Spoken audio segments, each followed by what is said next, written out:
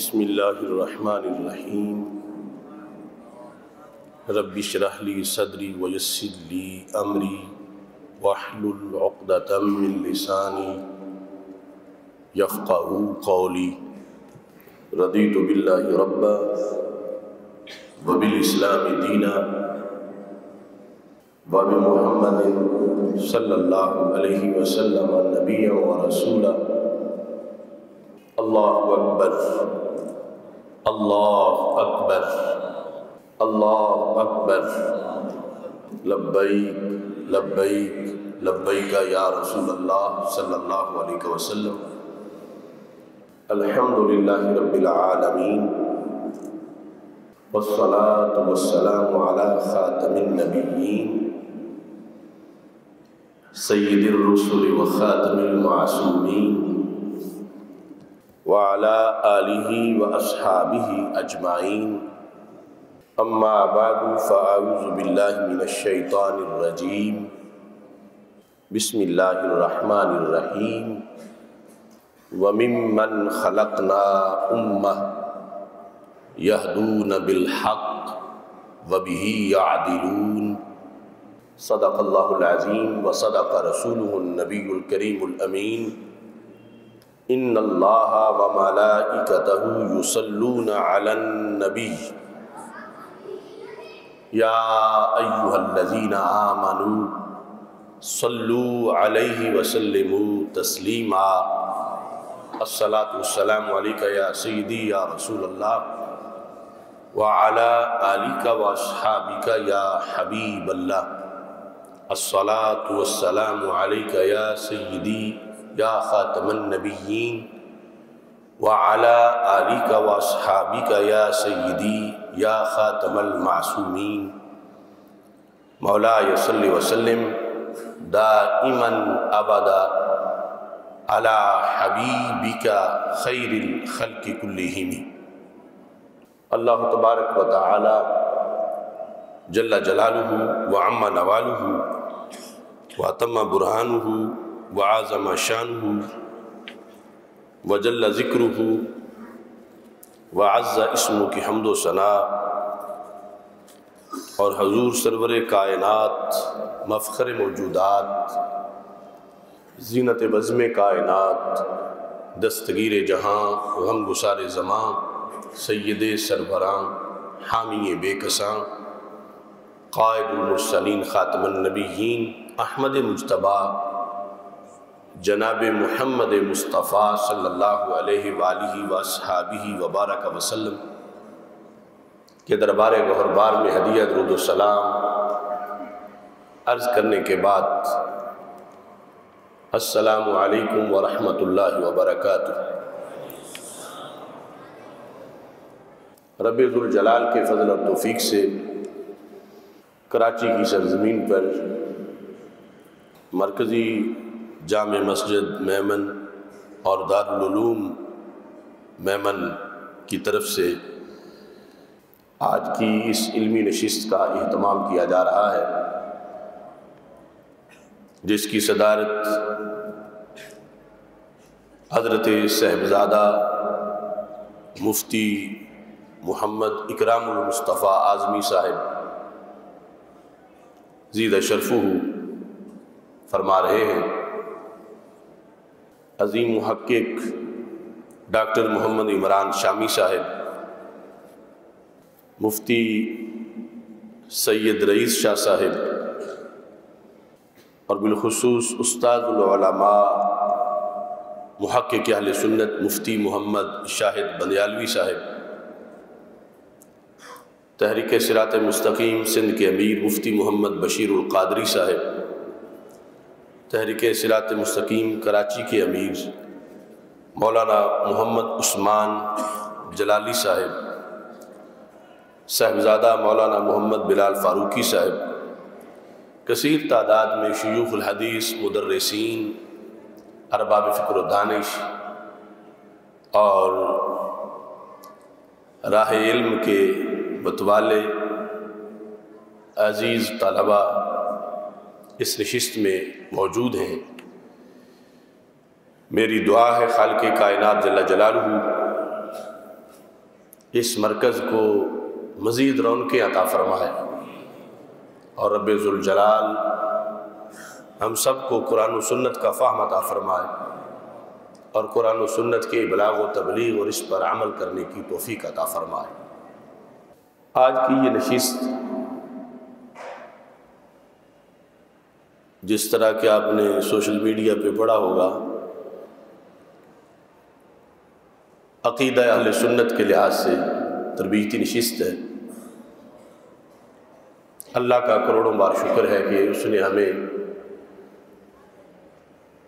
اہل سنت کی صداقت اور عظمت سے بہرہور فرمایا ہے۔ ہمارے بیک وقت دو تعارف ہیں، اسلام سے باہر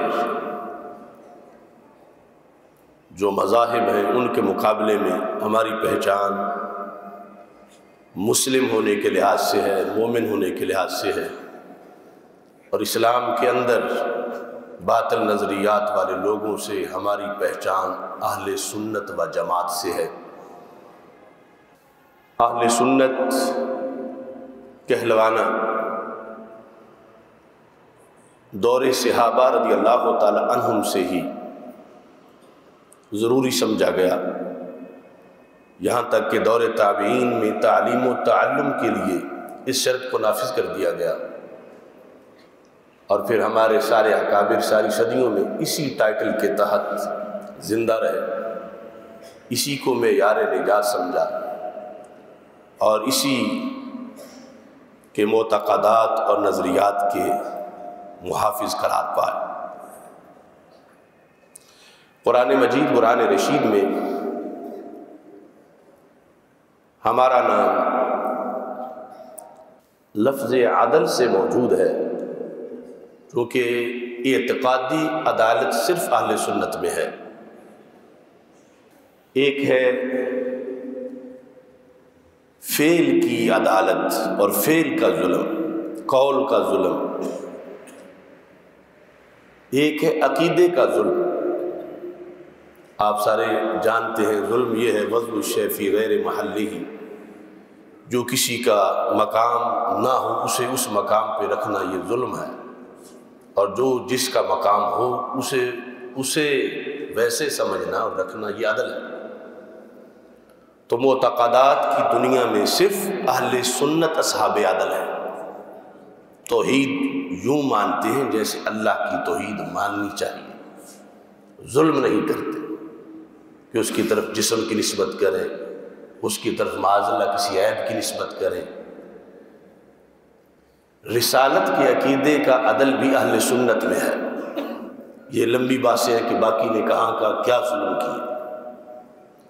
اہل بیت اطہار رضی اللہ تعالی عنہم کے بارے میں عقیدے کا عدل بھی اہل سنت میں ہے۔ صحابہ کرام رضی اللہ تعالی عنہم کے بارے میں بھی اعتقادی عدل سنی ہی کر سکتا ہے۔ باقی کہیں ایک ظلم، کہیں 10 ظلم، کہیں 20 ظلم، کہیں ظلم ہی ظلم۔ اللہ فرماتا ہے وَمِمَّنْ خَلَقْنَا أُمَّةً يَهْدُونَ بِالْحَقِّ وَبِهِ يَعْدِلُونَ، ہم نے جنہیں پیدا کیا ان میں سے ایک جماعت ایسی ہے جو حق کی ہدایت کرتے ہیں اور اس میں عدل کے تقاضے پورے کرتے ہیں۔ وہ عدل کے تقاضے پورے کرنے والی جماعت شروع سے آج تک اور قیامت تک کے لیے اہل سنت و جماعت ہے۔ اس کا تذکرہ اس وقت بھی ہوا، الکامل میں ہے، کہ جب سید الشہداء سیدنا امام حسین رضی اللہ تعالی عنہ کربلا کے میدان میں تھے، تو آپ نے ارشاد فرمایا ان رسول اللہ صلی اللہ علیہ وسلم قال لی ولأخی انتما سیدا شباب اہل الجنہ وقرۃ عین اہل السنہ۔ فرمایا مجھے اور میرے بھائی جان امام حسن رضی اللہ تعالی عنہما، ہم دونوں کو رسول پاک صلی اللہ علیہ وسلم نے فرمایا کہ تم دونوں کی بڑی دو شانیں ہیں، ایک یہ کہ تم دونوں جنتی جوانوں کے سردار ہو، اور دوسری یہ کہ تم دونوں اہل سنت کی آنکھوں کی ٹھنڈک ہو۔ آج کچھ لوگوں کو گھبراہٹ ہوتی ہے اس لفظ سے بھی، کچھ کہتے ہیں ہمیں وحشت طاری ہوتی ہے، کچھ اس کو فرقہ واریت کہتے ہیں۔ تو اہل سنت ہونا فرقہ واریت نہیں۔ اگر کسی کو اس کے استاد کو لقب دے دیں، اس کے پیر اسے کوئی لقب دے دے، وہ سب کو بتاتا پھرتا مجھے میرے استاد انہوں نے یہ لقب دیا، تو حق پرستوں کو اہل سنت کا لقب زبان رسالت نے دیا، اور گواہ حضرت امام حسین رضی اللہ تعالیٰ عنہ، اور فرمایا کہ تم دونوں اہل سنت کی آنکھوں کی ٹھنڈک ہو، قرۃ عین اہل السنہ۔ تو یہ وہ مقدس ترکیب ہے جو کائنات میں سب سے پہلے ہمارے آقا صلی اللہ علیہ وسلم کے مقدس زبان سے نکلی، اور حضرت امام حسین رضی اللہ تعالیٰ عنہ نے جیسے کربلا میں دیگر احقاق حق کیا، ایسے ہی اہل سنت کے لفظ کے ابلاغ میں بھی آپ نے اہل حق کا اظہار کر دیا۔ اور یہ کوئی کروڑوں بار دعویٰ کرتا پھرے کہ ہم محب حسین ہیں، ہم محب اہل بیت ہیں، دیکھنا تو یہ ہے کہ رسول پاک صلی اللہ علیہ وسلم نے یہ ڈگری کس کو دی ہے اور یہ سند کس کو دی ہے۔ اللہ کا شکر ہے کہ ہم اہل سنت کو محب حسین، محب حسن، محب اہل بیت رضی اللہ تعالی عنہم کا سرٹیفکیٹ زبان رسالت سے ملا ہے۔ کوئی ہزار کوشش کر لے یہ چھین نہیں سکتا، بشرطے کہ ہم اہل سنت رہیں۔ اس کے بعد جب تابعین کا زمانہ تھا تو پھر تعلیم و تعلم میں بھی اس شرط کو نافذ کیا گیا۔ صحیح مسلم شریف کے شروع کے اندر یہ امام مسلم نے اس کو لکھا ہے کہ پہلے تو جب کوئی کہتا تھا باب ہے باب بیان ان الاسناد من الدین، کہتے ہیں کہ اتنا شوق تھا قرآن و سنت پڑھنے کا لوگوں میں، عن محمد بن سیرین قال ان هذا العلم دین فانظروا عمن تاخذون دینکم، کہ یہ علم دین ہے، یہ پرائیویٹ چیز نہیں، علم خود دین ہے۔ تو پڑھتے وقت یہ دیکھو کسی بے دین سے نہ پڑھو، چونکہ جس سے پڑھنا اس کے بڑے اثرات مرتب ہوتے ہیں۔ اور یہاں انہوں نے جا کر عن ابن سیرین، یہ بڑی قابل غور بات ہے، آج یہ قصہ قرینہ بن چکا ہے۔ عن ابن سیرین قال لم یکونوا یسألون عن الاسناد، پہلے لوگ سند پوچھتے ہی نہیں تھے۔ جب کوئی کہتا تھا قال رسول اللہ صلی اللہ علیہ وسلم، تو آگے فوراً لوگ لکھنا شروع کر دیتے تھے شوق سے کہ ہمارے رسول صلی اللہ علیہ وسلم کا فرمان آ گیا، ذہنوں میں بٹھانا شروع کر دیتے تھے۔ اسناد نہیں پوچھتے تھے کہ یہ تم جو کہہ رہے ہو تم نے کس سے سنا، تم تو صحابی نہیں ہو۔ لم یکونوا یسألون عن الاسناد فلما وقعت الفتنہ، ابن سیرین کہتے ہیں جب فتنہ واقع ہو گیا تو پالیسی بدل گئی۔ یہ فتنہ کب واقع ہوا کہ ابھی دور تابعین ہے، کوئی 15ویں صدی نہیں، 15ویں صدی میں تو تہ کروڑوں فتنے ہیں۔ اس وقت سب سے پہلا فتنہ رفض کا تھا۔ فلما وقعت الفتنہ، جب معاشرے میں فتنہ آ گیا کہ جو حدیث بیان کرتے ہیں ہو سکتا ہے وہ بندہ رافضی ہو، اس نے گھڑی ہوئی ہو۔ فلما وقعت الفتنہ قالوا سموا لنا رجالکم، اب جب کوئی آ کے کہتا ہے نا کہ حضرت صاحب آئے ہیں سارے اکٹھے ہو جاؤ، حضرت صاحب درس دینا چاہتے ہیں، حضرت صاحب حدیث بیان کرنا چاہتے ہیں، تو امام ابن سیرین کہتے ہیں ہم ایسے نہیں حضرت صاحب کی سنتے۔ لوگ کہتے ہیں پہلے اپنے استاد صاحب کا نام بتاؤ۔ سموا لنا رجالکم، تمہارے رجال کون ہیں؟ یہ حدیث جو تم بیان کرنے لگے ہو تم نے کس سے پڑھی؟ انہوں نے کس سے پڑھی؟ سند کیا ہے؟ وہ زمانہ گزر گیا جب سند نہیں پوچھتے تھے، فتنہ آیا تو سند پوچھی گئی، تو فیصلہ کیا کیا گیا؟ فَيُنْظَرُ إِلَىٰ أَهْلِ السُّنَّةِ، یہ لفظ لکھے تابعین کے زمانے میں، فَيُنْظَرُ إِلَىٰ أَهْلِ السُّنَّةِ، کہ ہم اب کہتے سموا لنا رجالکم، استاذوں کے نام بتاؤ، کہاں سے یہ حدیث گزر کے آئی ہے، ان کے نام لو۔ فَيُنْظَرُ إِلَىٰ أَهْلِ السُّنَّةِ، اگر وہ استاذ اور یہ بیان کرنے والے یہ سنی ہوئے، فَيُؤْخَذُ حَدِيثُهُمْ، پھر تو حدیث قبول کی جائے گی۔ وَيُنْظَرُ إِلَىٰ أَهْلِ الْبِدْعِ فَلَا يُؤْخَذُ حَدِيثُهُمْ، اگر وہ رجال سنی نہیں تو پھر اور فتویٰ تو کیا، حدیث بھی نہیں قبول کی جائے گی۔ یہ ابھی دور تابعین تھا، یہ امام ابن سیرین ہے، اور اتنا لازمی ہے پرکھنا کہ بیٹھے کس کے پاس ہو، سنی کس کی بات ہے، روایت کون کر رہا ہے، راوی کیا ہے، مروی کیا ہے، مروی عنہ کیا ہے۔ یہ اس وقت جب لازمی سمجھا گیا اس چیز کو، تو آج آپ خود اندازہ لگا لیں کہ اس کی پھر کتنی ضرورت ہے کہ تعلیم و تعلم میں سب سے بنیادی چیز مسلک کی پہچان ہے، اور اس پہچان پر قائم رہنا ہے۔ یہی ابن سیرین سنن دارمی میں موجود ہے۔ آپ کے پاس کچھ لوگ آ گئے، ہندو نہیں تھے، سکھ بھی نہیں تھے، یہودی بھی نہیں تھے، نصرانی بھی نہیں تھے، قرآن کا درس دینے آئے۔ انہوں نے کہا کہ ہم بس ایک آیت آپ کو پڑھ کے سنانا چاہتے ہیں۔ آپ نے فرمایا نہیں، میں نہیں تمہارا درس سننا چاہتا۔ میں نے کہا ایک حدیث، آپ نے فرمایا نہیں، یا تم نے اٹھنا ہے یا میں اٹھ کے جا رہا ہوں، یعنی اپنے گھر سے ہی۔ آج لوگ کہتے ہیں آ گئے تھے تو ملنا ہی تھا، ہم کیا کرتے، اور یا تم نے نکلنا ہے یا میں نکل رہا ہوں۔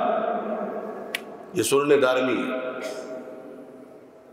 وہ ڈھیٹ ہو کے پھر باہر نکل گئے، تو پاس جو مریدین بیٹھے تھے، اب امام ابن سیرین پاس بیٹھے ہوئے، آخر وہ تو اس لیول کے نہیں تھے جس لیول کی امام ابن سیرین ہے، انہوں نے یہ ہلکے پھلکے انداز میں کہا حضرت کیا ہو جاتا اگر وہ درس دے ہی دیتے، آج ہو گئے تھے تو وہ کوئی آیت ہی پڑھنا چاہتے تھے نا۔ تو آپ نے فرمایا کہ مجھے ڈر تھا کہ کہیں ان کی کوئی غلط تعویل مجھ پہ اثر نہ کر جائے، اس بات سے میں نے حفاظت ایمان کے لیے ان کو یہاں سے نکال دیا۔ اب ابن سیرین کو تو ڈر ہے کہ کہیں اثر نہ کر جائے بدعقیدہ مجھ پہ، اور آج ہمیں کوئی ڈر نہیں۔ ابن سیرین جو عظیم تابعی ہے، اور آنے والا جو ہے وہ ایک مثال روافض کی ہے، دوسری خوارج کی ہے۔ اس انداز میں ہمارے اہل سنت دین کو آگے لے کے چلے اور اس پر پوری توجہ دی، اور اس ٹائٹل کے تحت زندہ رہے، اور یہ پورے دین کی ترجمانی ہے۔ یہاں جو لفظ سنت ہے، یہ وہ لفظ نہیں جو کہ فرض کے مقابلے میں ہوتا ہے۔ شان تو فرض کی بڑی ہے، فرض تو فرض ہے نا، سنت کی بھی شان بڑی ہے، مگر فرض سے تو نیچے ہے نا۔ تو پھر ہمارا نام اہل فرض کیوں ہے؟ اہل فرض و جماعت، ہم اہل سنت و جماعت کیوں ہیں؟ تو اس بنیاد پر کہ فرض اس چیز کو شامل نہیں جس کو سنت شامل ہے۔ فرض میں فرض تو ہے، واجب نہیں، سنت نہیں، نفل نہیں، مستحب نہیں، اور اہل سنت میں جو لفظ سنت ہے طریقۃ المسلوکۃ فی الدین سنت اللہ، یہ فرض کو بھی شامل ہے، واجب کو بھی، سنت کو بھی، مستحب کو بھی۔ اس بنیاد پر یہ ہمارا جامع نام ہے جو زبان رسالت سے نکلا، اور اس پر ہم قائم رہے، اور اسے ہی پھر مسلک اعلیٰ حضرت کہا جاتا ہے۔ اس واسطے حضرت خواجہ عبید اللہ احرار جو سید الطائفہ ہیں، بہت بڑے بزرگ ہیں، یعنی اتنے بڑے بزرگ کہ حضرت مجدد الفسانی رحمۃ اللہ علیہ اپنے مکتوبات شریف میں ان کو بطور حجت اور دلیل کے ذکر کرتے ہیں کہ یہ حضرت خواجہ عبید اللہ نے فرمایا۔ آج تو پل پلے پن کو تصوف کہا جانے لگا۔ تصوف میں بھی اس چیز کو ہمیشہ پیش نظر رکھا گیا کہ اعتقاد پر کوئی کمپرومائز نہیں، ہاں آتے وقت کو جیسا بھی آ گیا جائے گا تو پھر سنی بن کے ہی جائے گا۔ تو حضرت خواجہ عبید اللہ احرار رحمہ اللہ تعالی آپ یہ فرمانے لگے، جس کو مجدد صاحب نے مکتوبات شریف میں لکھا، اگر جمی خرابی ہارا برما جمع کنند وہ حقیقت مارا، اگر جمی احوال و مواجید را برما جمع کنند وہ حقیقت مارا بعقید اہل سنت متحلہ نہ سازن جز خرابی ہیچ نمی دانم۔ فرمایا کہ اگر میری تعریفیں کرنے والے میری کرامتیں بیان کریں، میرے سلوک میں مراتب بیان کریں، میرے درجات بیان کریں، میرے غوث کتب ابدال ہونا بیان کریں، مگر اس سب کچھ میں میرا سنی ہونا بیان نہ کریں، جز خرابی ہیچ نمی دانن، میں سمجھوں گا کہ سوائے خرابی کے کچھ نہیں ہوا۔ کہ انہوں نے مجھے ولی تو کہا، مجھے سالک تو کہا، مجھے شیخ تو کہا، مجھے غوث کتب تو کہا، مگر انہوں نے مجھے سنی نہیں کہا، تو انہوں نے تو میرا تعارف ہی نہیں کروایا۔ اور کہتے ہیں اگر جمی خرابی ہارا برما جمع کنند وہ حقیقت مارا بعقید اہل سنت متحلہ سازن باقی نہ دار۔ فرمایا اگرچہ مجھ میں خرابیاں نہیں ہیں لیکن کوئی سب مجھ پہ اکٹھی کرتا ہے کہ یہ چور ہے، یہ ڈاکو ہے، یہ فلاں ہے، یہ فلاں ہے، مگر آخر میں کہتا ہے سنی پکا ہے۔ تو حضرت عبید اللہ احرار نے کہا میں سمجھوں گا میرے تعارف کا حق ادا ہو گیا ہے۔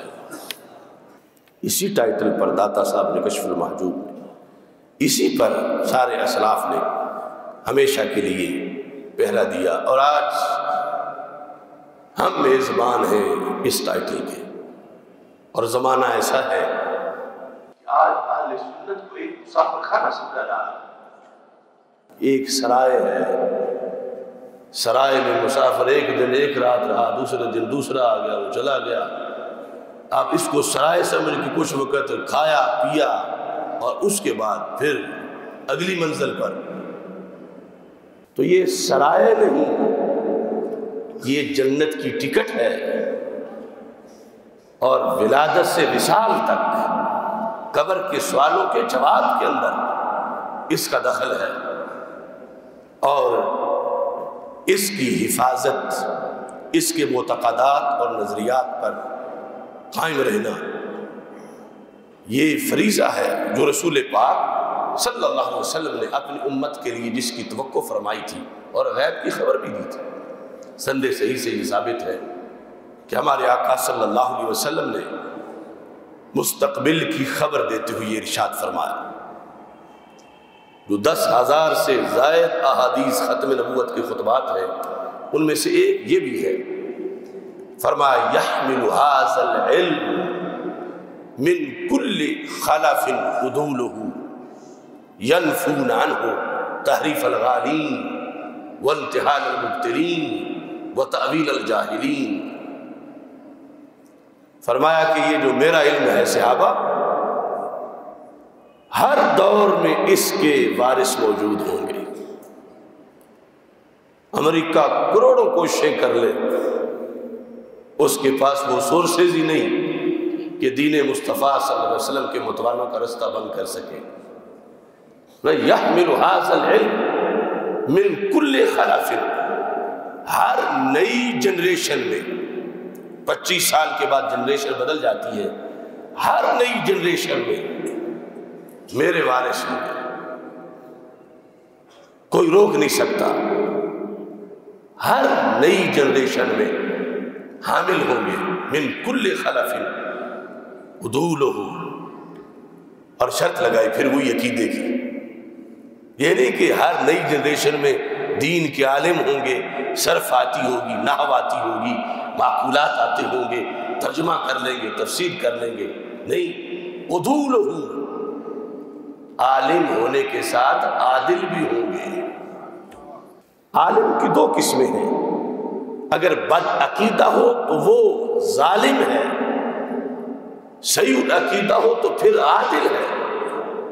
تو رسول پاک صلی اللہ علیہ وسلم نے اپنی وراثت مطلقاً عالم کو نہیں دی، یحمل ھذا العلم من کل خلف عدولہ، ہر نئی جنریشن میں جو پڑھنے کے ساتھ ساتھ سنی بھی ہوں گے، اعتقادی عدل جن میں ہوگا، وہ میرے وارث ہوں گے۔ اور انہیں وراثت دے کے پھر رسول پاک صلی اللہ علیہ وسلم نے ان کی ڈیوٹی بھی بتائی۔ وارث کا لقب لینا یہ کافی نہیں، نبھانا بھی بڑا ضروری ہے۔ اور یہ ہمارے عزیز طلباء جو بیٹھے ہیں، ہم سب کے لیے روزانہ اس حدیث پر ہمیں توجہ کرنی چاہیے۔ پڑھ لینا صرف کافی نہیں کہ پڑھا اور چپ سرکار بن کے بیٹھ گئے، پڑھا جب صداؤں کا قحط پڑ رہا ہو آگے بولے ہی نہیں، پھر تو الٹا جرم بن جائے گا۔ پڑھنے کے بعد کیا کریں گے؟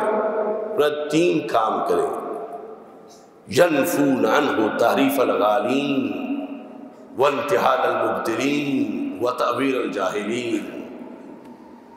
یہ شہادت گاہ الفت میں قدم رکھنا ہے۔ لوگ آسان سمجھتے ہیں مسلمان ہونا، محض مسلمان ہونا بڑا مشکل ہے، عالم دین ہونا تو کتنا مشکل ہوگا۔ فرمایا پہلا کام اس کا یہ ہے، ینفون عنہ تحریف الغالین، وہ ہر جنریشن میں میرے دین کے دشمن،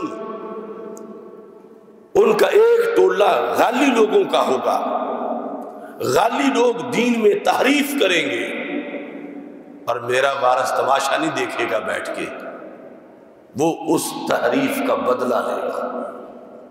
وہ اہل علم جو اہل سنت ہے، اس عہد کے اندر جہاں وہ جی رہے ہیں، ینفون عنہ تحریف الغالین، غالی لوگ تعریف سے باز نہیں آئیں گے۔ فرمایا میرا وارث تعریف کاٹنے سے باز نہیں آئے گا، نفی کرے گا، وہ غالیوں کا اتحادی نہیں ہوگا، وہ غالیوں کے ساتھ کمپرومائز کر کے نہیں بیٹھے گا، وہ غالیوں کے بارے میں نرم رویہ نہیں رکھے گا۔ اگر نرم رویہ رکھے تو نفی کیسے کر سکتا ہے؟ یہ بھی ٹھیک وہ بھی ٹھیک، تو پھر نفی کیسے؟ ینفون عنہ، دین سے غالیوں نے جو تحریف کی ہے، میں نے اسے وراثت دی جو عالم ہونے کے ساتھ سنی ہے، اور پھر آگے یہ ڈیوٹی نبھا رہا ہے۔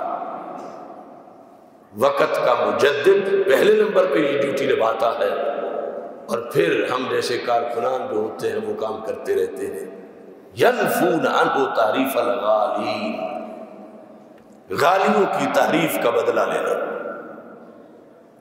وانتحال المبتلین، صرف ایک بلا نہیں، باطل پرستوں کی ہیلا سازیوں کا بدلہ لینا، کہ ہر زمانے میں باطل پرست ملمہ کاری کریں گے، ہیلا سازی کریں گے، غیر دین کو دین بنا کے پیش کریں گے۔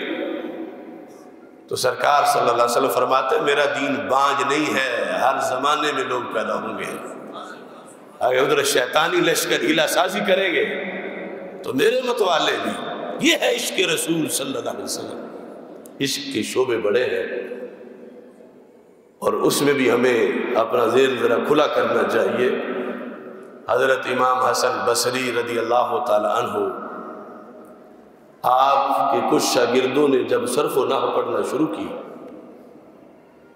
آپ جانتے ہیں کہ امام حسن بصری تصوف کے بہت بڑے امام ہیں، مولا علی رضی اللہ تعالیٰ عنہ کے شاگرد ہیں، اور میری جو علمی سند ہے بغداد شریف کی، وہ حضرت حسن بصری رضی اللہ تعالیٰ عنہ سے مولا علی رضی اللہ تعالیٰ تک جاتی ہے۔ تو حضرت حسن بصری چونکہ وظائف اور اوراد اور ان چیزوں میں بہت ٹائم دیتے تھے، تو جب آپ کے ہی مریدوں نے دربا دربا دربو دربت یہ گردانے پکانا اور دربا زید العمران اور یہ نہ ہو، تو کچھ لوگوں نے شکایت کی کہ حضرت یہ کیا ہو گیا آپ کے مریدوں کو، انہیں کو یہ کیا ضرورت کیا ہے ان چیزوں کی، یہ خشک علم پڑھنے شروع کر دیے انہوں نے۔ تو حضرت حسن بصری رضی اللہ تعالی عنہ نے پورے درس نظامی کو عشق رسول صلی اللہ علیہ وسلم کا ایک نغمہ بنا دیا، ایک جملہ بول کر، فرمایا احسن یتعلمون لغت النبی صلی اللہ علیہ وسلم، میرے مریدوں نے بڑا اچھا کام کیا، وہ یہ صرف و نحو پڑھ کے اپنے نبی کی بولی سیکھ رہے ہیں۔ تو یہ بھی تو عشق ہے، عشق رسول صلی اللہ علیہ وسلم، جس کی توقع کی سرکار نے کہ اگرچہ اجمی ہوں گے پڑھ جائیں گے، اور پڑھ کے پھر ڈٹ جائیں گے اور دین پہ پہرا دیں گے، اور دوسرا شعبہ جو ہے اس میں ینفون عنہ تعریف الغالین وانتحال المبتلین، تیسرا وتأویل الجاہلین، جاہلوں کی تعویل کا بھی مقابلہ کریں گے۔ ہر معاشرے میں ہمیں ایسے لوگوں کا سامنا ہے، ایک ہوتے ہیں اوور کلیور، زیادہ ہوشیار، لبرل، یہ وہ غالی لوگ ہیں۔ انتحال المبتلین یہ علماء سوء ہے، تعویل الجاہلی یہ تصوف کے نام پر دھوکہ دینے والے ہیں۔ حقیقی تصوف تو کیا چاندنی ہے، کیا شان ہے، لیکن آج دین کے خلاف بغاوتیں کر کے بیٹھے ہیں اور نام اس کا طریقت رکھ لیتے ہیں، نام تصوف رکھ لیتے ہیں۔ جو بندہ یہ کہتا میرا رب سے آج رات رابطہ ہوا، رب نے مجھے یہ کام کرنے کے لیے کہہ دیا، حلال و حرام کے مسئلے میں علماء نے لکھا، ابن حجر نے لکھا، یہی تو دعویٰ نبوت ہے۔ اگرچہ نہ کہے کہ میں نبی ہوں، لیکن جو یہ یہاں گلی گلی ایسی سرکاریں بیٹھی ہوئی ہیں معذرت۔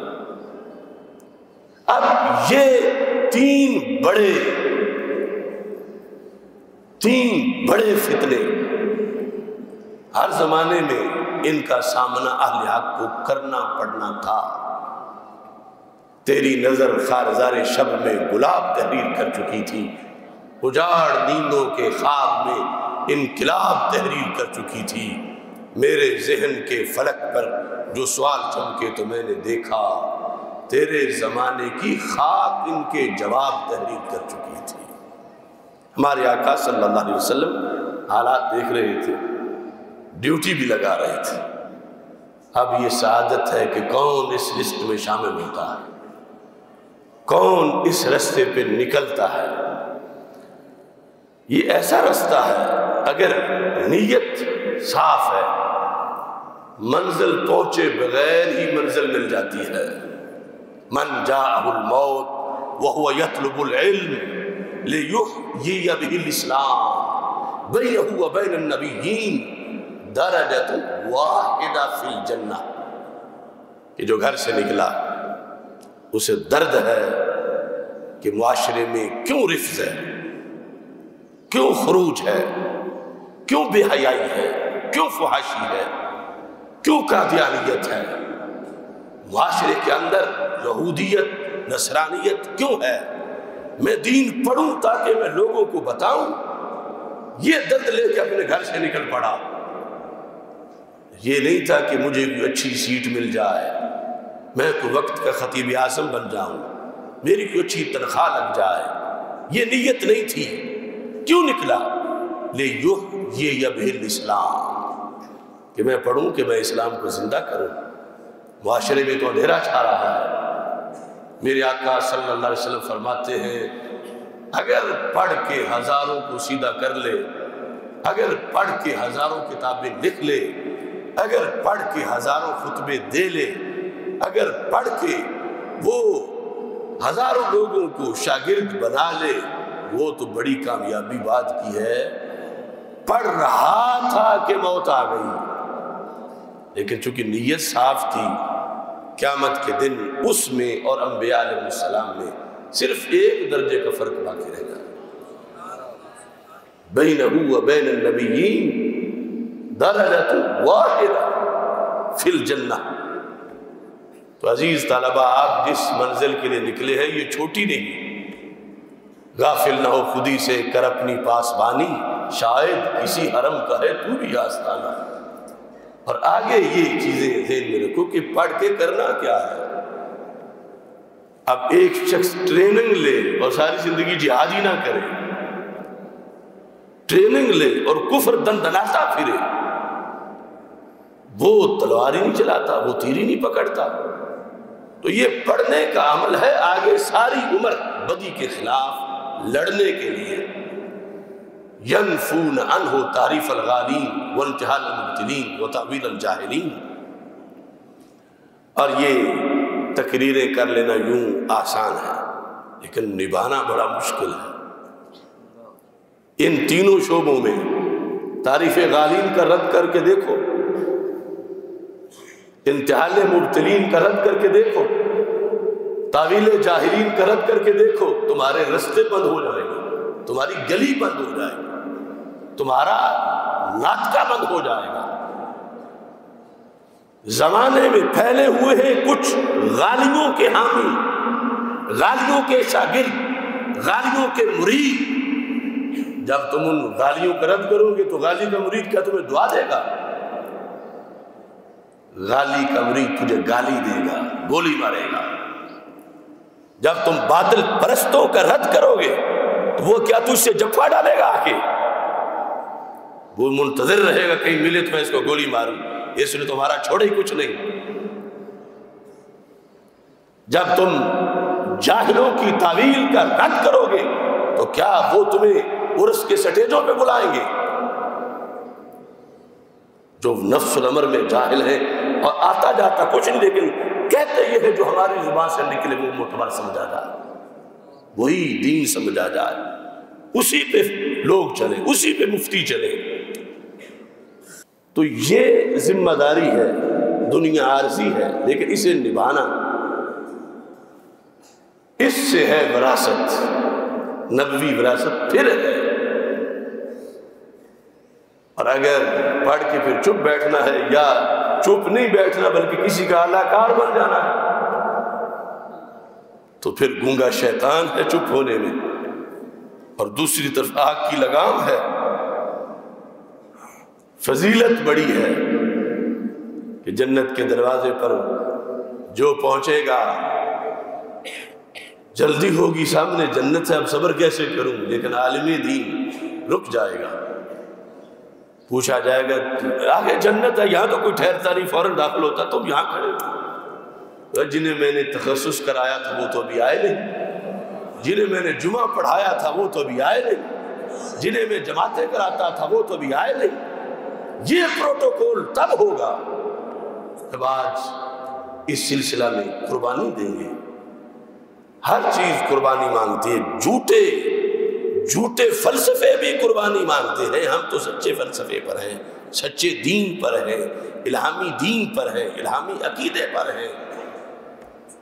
تو یہ مشکل وقت پر آ کر پہچان ہوتی ہے۔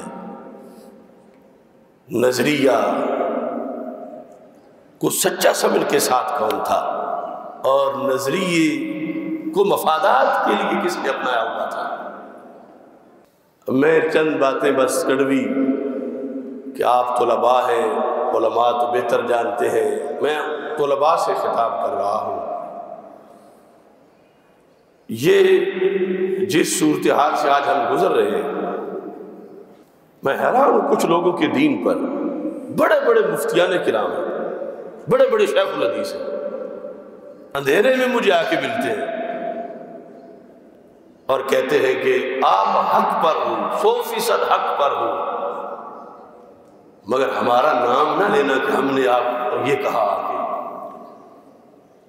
ہمارا فون بھی ریکارڈ کوئی نہ کرے، ہمارا پتہ نہ چلے۔ حق پر مان کے بھی پھر کیا مصیبت ہے کہ سامنے نہیں آتے۔ سامنے آئیں گے تو پھر باغیوں کی شاگرد نذرانہ نہیں دیں گے، باغیوں کے مرید نہیں بلائیں گے۔ یہ ہے نا کہ گالیاں ملیں گی تو پتہ چلا کہ اس شیخ الحدیث کا اپنا تقدس حضرت صدیق اکبر رضی اللہ تعالیٰ عنہ کے تقدس سے زیادہ ہے کہ سیدنا صدیق اکبر رضی اللہ تعالیٰ عنہ کے تقدس پہ پہرا دے تو گالیاں ملتی ہیں، گالیاں نہ ملے اس کو انہیں ملتی رہے۔ اس بنیاد پر ہمیں ذہن میں یہ چیز رکھنی چاہیے کہ ہم اصل ہیں اس کائنات میں۔ ہم یہ نہیں کہ وزن پورا کرنے کے لیے اٹھا کے کبھی ہمیں خوارج کے پلڑے میں رکھ لو کہ سعودی عرب سے وفد آیا ہے لہذا اب شیعہ تو ملیں گے نہیں، ان کا بٹھا لو ساتھ پورا کر لو۔ ایران سے آیا ہے تو دیوبندی تو پورے ملیں گے نہیں، ان کو ساتھ رکھو۔ ہم حقیقت ہے کائنات، کیوں اپنے آپ کو در بدر ٹھوکریں کھانے کے لیے پیش کیا جا رہا ہے؟ جھوٹے فرقوں والے انہیں احساس دلاؤ کہ تم جھوٹے ہو۔ حضرت عبداللہ بن عمر رضی اللہ تعالیٰ عنہ بیٹھے ہوئے تھے، ایک نصرانی گزرا، الاذکار میں موجود ہے، اس نے سلام کہا، آپ نے جواب دیا۔ جب وہ تھوڑا سا آگے چلا گیا تو کسی نے پیچھے سے آ کے کہا کہ حضرت یہ تو نصرانی تھا، اور آپ نے، میں آ رہا تھا پیچھے، آپ نے اس کے سلام کا جواب دیا، یہ تو نصرانی تھا۔ آپ اٹھ کے اس کے پیچھے دوڑ پڑے، کیا کہتے ہیں؟ رد الیہ سلامی، پہلے میرا سلام واپس کر پھر جا۔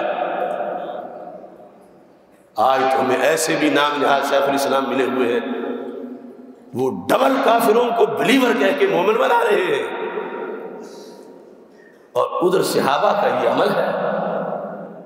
برو اب سلام کا جواب دے دیا، اب اس پر بعض کی محدثین نے بلکہ پوچھا گیا ابن عمر سے کہ سلام ایسی چیز تو نہیں کہ جو شاپر میں ڈال کے واپس کر دی جائے، چلو کہہ دیا تھا تو کہہ دیا تھا، اب وہ آگے گزر گیا۔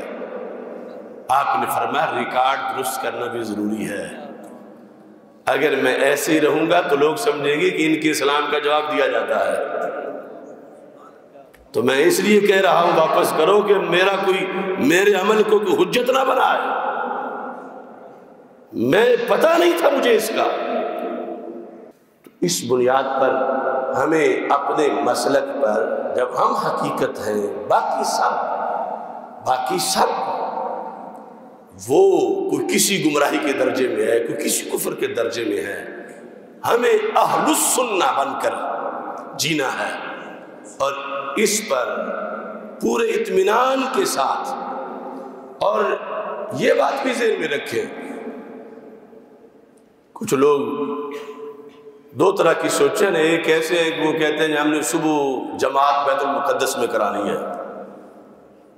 ایسی وہمیانہ باتیں، فکری وہمی سمندروں میں گمان کے گھوڑے دوڑانے والے، اور دوسرے وہ مر گئے ہیں، بس ہے ہی کچھ نہیں، جی نہیں سکتے ہم تو جب تک کہ ہم یہ نہ کر لیں۔ کسی آنے والے طوفان کا ڈراوا دے کر نہ خدا نے مجھے ساحل پہ ڈبونا چاہا، آگے جا کے ڈوبنا، آج ہی ڈوب جاؤ، یہ دونوں باتیں غلط ہیں۔ ہم پاور ہیں اللہ کے فضل سے، اور قیامت تک انشاءاللہ رہیں گے، صرف ہم اپنی اصلاح تو کریں، اپنا اب پہچانے تو صحیح، اپنا گھر آباد تو کریں۔ اب ایک طرف سعودی لابی ہے، دوسری طرف ایرانی لابی ہے، میں اس لیے نعرہ دے رہا ہوں لا سعودیہ لا ایران، القرآن القرآن۔ یہ دائیں بائیں کے لوگ سب فراڈ، اور اس پر سختیاں جتنی بھی آتی ہیں، خدا کی قسم، یہ شعر تم نے ویسے کئی بار سنا ہوگا، تندی باد مخالف سے نہ گھبرائے عقاب، یہ تو چلتی ہے تجھے اونچا اڑانے کے لیے۔ جتنی لذت اس رستے میں سختیوں میں ہے اتنی ساری عمر کی سہولتوں میں نہیں۔ میں نے زندگی کا جو لطف 4 مہینے کی جیل میں پایا پوری زندگی میں کبھی نہیں آیا۔ حالانکہ جس سختی میں مجھے رکھا گیا لوگ پاگل ہو جاتے ہیں ایک ہفتے کے اندر۔ 11 دیواروں کے اندر مجھے بند کر کے، وہ چکی تنور جیسی تھی جون جولائی کی گرمی میں ایک دھوتی باندھ کے نماز کے ٹائم کے علاوہ بیٹھا رہتا تھا، اور ادھر سے پسینہ پسینہ، اوپر بلب جل رہے، کیمرے لگے ہوئے، میں اپنے آپ کو چھپا نہیں سکتا کسی سے کہ 24 گھنٹے 10 منٹ کے بعد 15 منٹ کے بعد کوئی افسر آ کے اس نے دیکھنا ہے کہ یہ روتا ہے یا ہنستا ہے، یہ کیا کرتا ہے۔ صبح طلوع آفتاب پر بھی وہ بلب نہیں بند کرتے تھے۔ جو ملازم جنہیں تالوں کے اندر بند کر دیا جاتا رات میرے باہر، وہ کہتے وہ آئیں گے تو وہ دیکھیں گے جلتا بلب تو پھر ہم بند کریں گے، ورنہ وہ کہیں کہ تم نے رات بلب بند کیا اس کا۔ 2.5 مہینے مجھے انہوں نے شیشہ نہیں دیکھنے دیا، میں صرف پانی کے گلاس میں اپنی تصویر دیکھتا تھا۔ 2.5 مہینے تک میں اپنے چہرے سے بے خبر ہوا تھا۔ اور اس 15ویں صدی میں نے وہ پتھر کے زمانے کے دن دیکھے کہ چھری تو چھری کیا، کوئی معمولی چیز بھی اگر کہیں کوئی فروٹ آیا ہے گرمے جیسا تو اسے دانتوں سے کاٹ کے ہی کھانا ہے، چھری سے چیر نہیں سکتے۔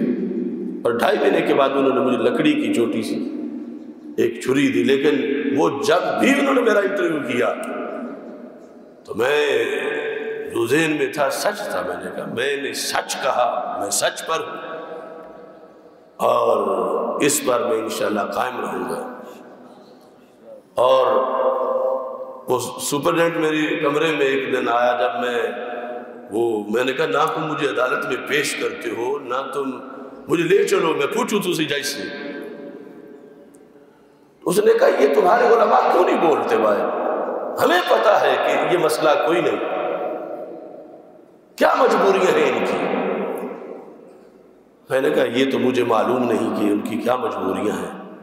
بہرحال یہ جس لفظ پہ طوفان بدتمیزی روافض نے کھڑا کیا، اس پر تو ہماری پوری تاریخ میں جنگ ہے۔ روافض کی کتابوں میں ہم اہل سنت کا ایک لقب لکھا ہوا ہے، کیا؟ مخطیہ۔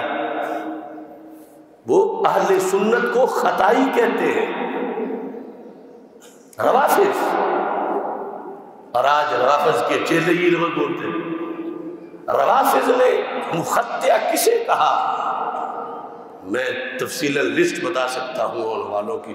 انہوں نے بخاری کو کہا، انہوں نے مسلم کو کہا، انہوں نے امام غزالی کو کہا، انہوں نے امام رازی کو کہا، سیوطی کو کہا، گن گن کے کہ یہ بھی مخطیہ کا امام ہے، یہ بھی، یہاں تک کہ چلتے چلتے معاذ اللہ انہوں نے حضرت صدیق اکبر رضی اللہ تعالیٰ کو مخطیہ کہا۔ صدیق اکبر خطائی ہے، عمر فاروق معاذ اللہ خطائی، کیوں؟ وہ جو حدیث ہے بخاری شریف کے اندر کرتاس، اس پر انہوں نے کہا کہ یہ تو عصمت نبی کے بھی قائل نہیں ہے، ان کا تو عمر قائل نہیں عصمت نبی کا، ان کی خطا کے لحاظ سے یہ کہہ رہے تھے ہمیں کتاب کافی ہے بس تم جب نہ وہ غلط مطلب بتا رہے تھے۔ لا تکتبوا انی والی حدیث جو ہے اس پر انہوں نے ایسے سارے صحابہ جو ہے معاذ اللہ یہ تو اپنے پیغمبر کو خطا پر مانتے تھے، یہ معصومیت نبی ہی تسلیم نہیں کرتے۔ تو یہ ساری تاریخ میں ہماری جنگ آ رہی تھی، لیکن یہ ناداں پڑ گئے سجدے میں جب وقت قیام آیا، جب وہی آج کی عہد کے اندر جنگ چھڑی تو بات تو یہی تھی۔ سیدہ طیبہ طاہرہ فاطمہ الزہرا رضی اللہ تعالی عنہا، میری اس تقریر میں 3 جملے پہلے موجود ہے کہ وہ محفوظ عن الخطا ہے، اعلیٰ درجے کا تقوی، پرہیزگاری، صدق و صفا، شرم و حیا، گناہ کی میل تک کا خیال نہیں۔ لیکن روافض کے نزدیک دو طرح کی معصومیت ہے۔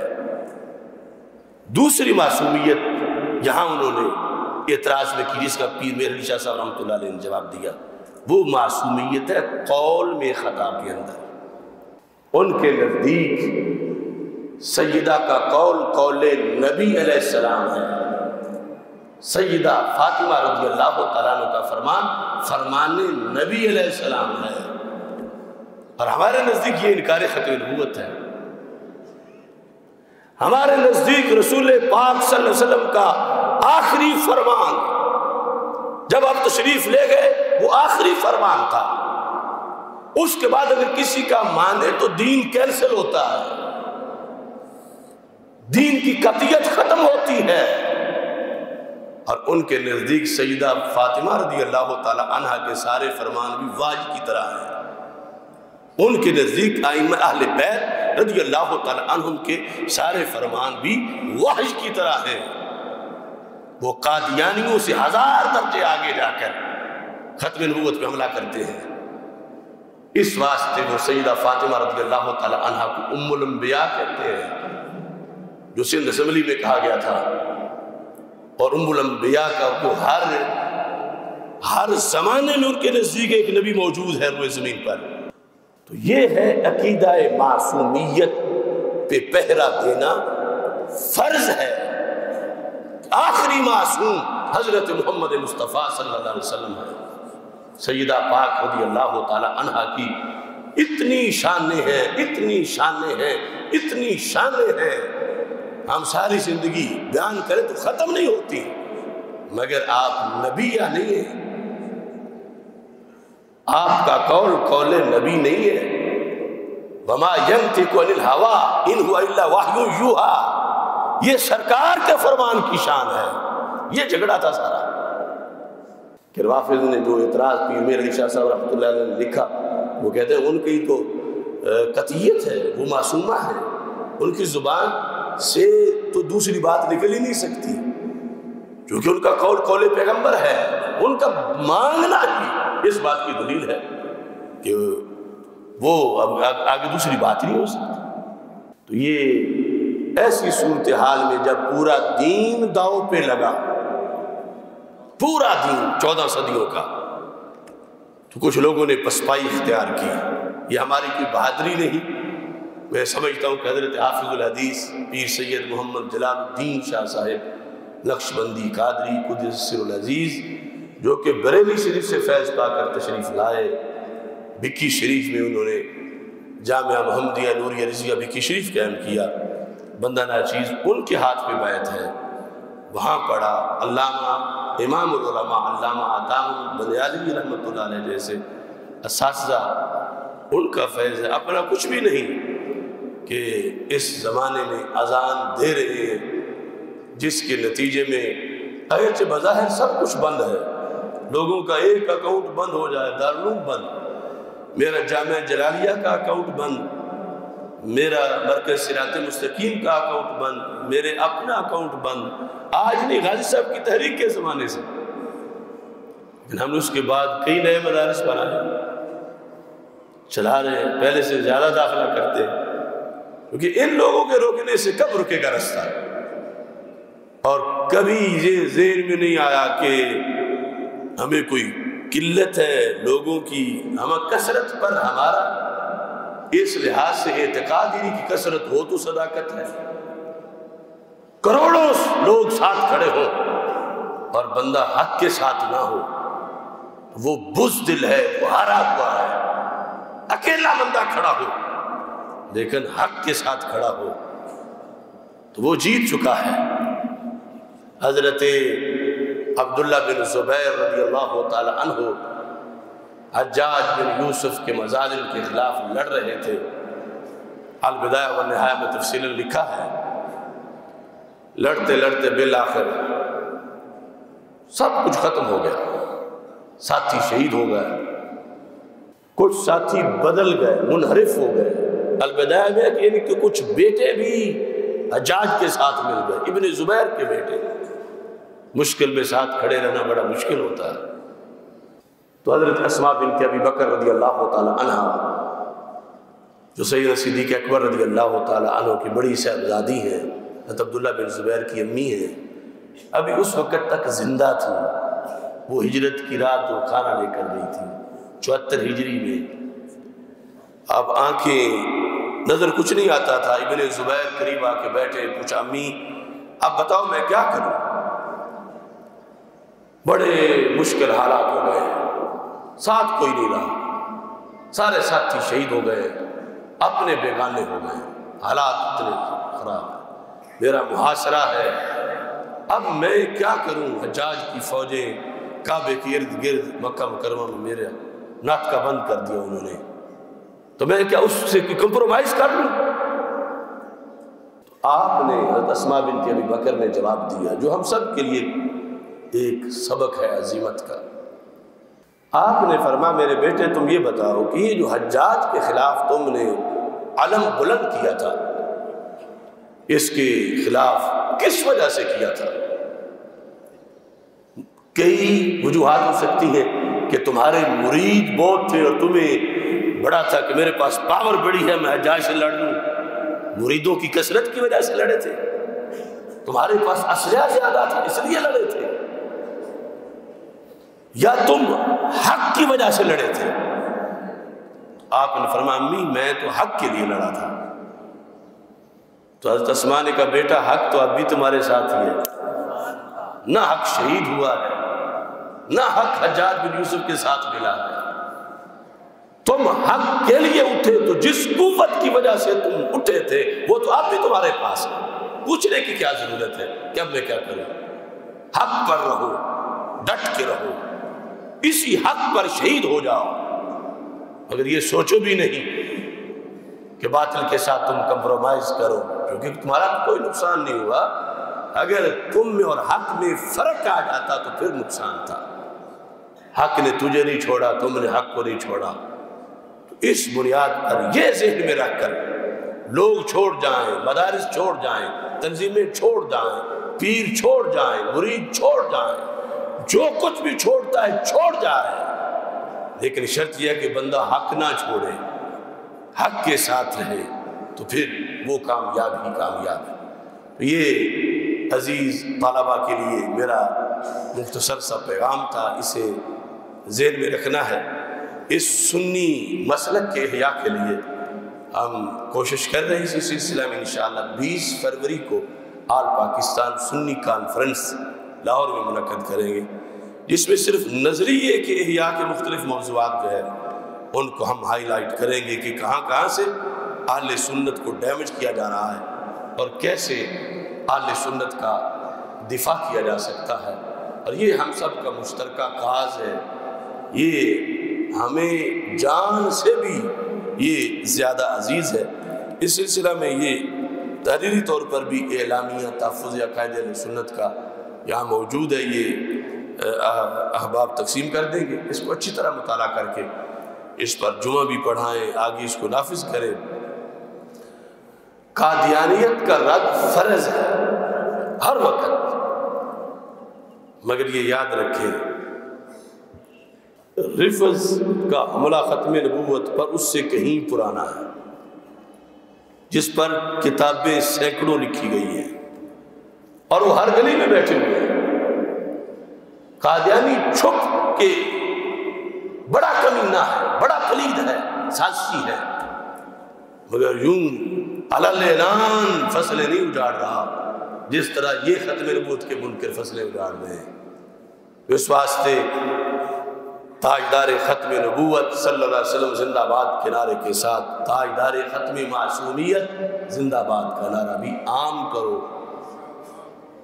ایسے ہی جیسے تاجدار ختم نبوت یا تحفظ عقیدہ ختم نبوت کورسز کرواتے ہو، تحفظ عقیدہ ختم معصومیت کورسز بھی کرواؤ اور واضح کرو کہ اس طرح کیسے ختم نبوت پہ حملہ کیا جا رہا ہے۔ درود شریف اذان کے ساتھ جب پڑھتے ہو، خطبے میں پڑھتے ہو، کسی وقت بھی پڑھتے ہو تو یہ بھی ساتھ پڑھو، الصلاۃ والسلام علیک یا سیدی یا خاتم النبیین، وعلی آلک واصحابک یا سیدی یا خاتم المعصومین۔